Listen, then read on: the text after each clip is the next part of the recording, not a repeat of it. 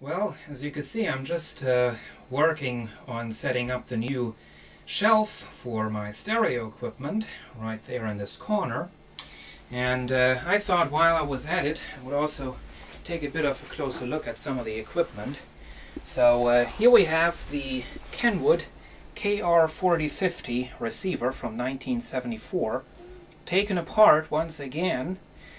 There was just a load of dust inside of there, all kinds of junk, just little pieces of leaves and seeds from the trees outside. Of course, standing underneath of a window, the receiver does get dirty rather quickly in that corner because it has all these vents on top.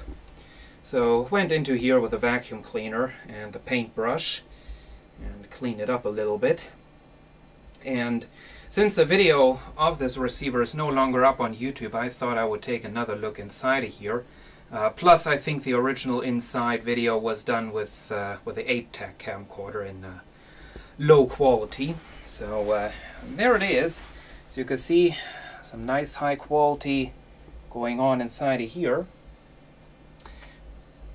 On the front we have the dial part. Of course, the preamplifier section is sitting down underneath of here. It's all shielded, as you can see. Not really sure what this does, this circuit board that's standing up. There is, of course, a power amplifier attached to these massive transistors right there. It's kind of hard to believe that this heatsink is sufficient.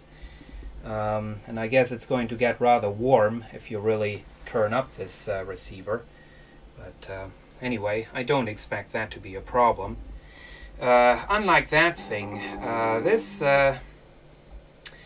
is a power transistor that is really getting hot, and this has caused trouble in the past. And as you can see, I had to replace some capacitors inside of there because the original ones were burned. So what I did was I just put the replacements onto the back of the circuit board. Kind of see them right there. There are the filter capacitors. Nice big transformer. That's of course the tuner right there.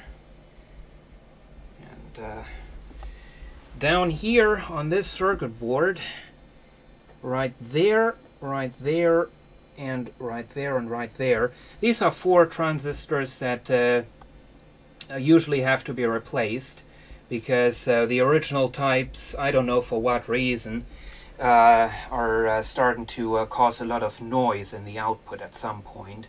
Lots and lots of hiss once they get a little bit warm. And this receiver had that problem when I first got it. After a couple of minutes of having this turned on, it would get noisy. Finally went ahead and replaced those transistors, and I've never had any problems with it since. And the output, when there is no signal coming in, is just dead quiet. So that's all nice. Connections are behind there, as you can see.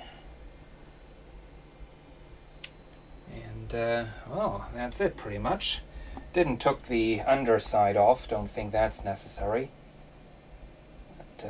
So that's it, once again, the inside of the 1974 Kenwood model KR-4050 receiver. Hope you've enjoyed this video.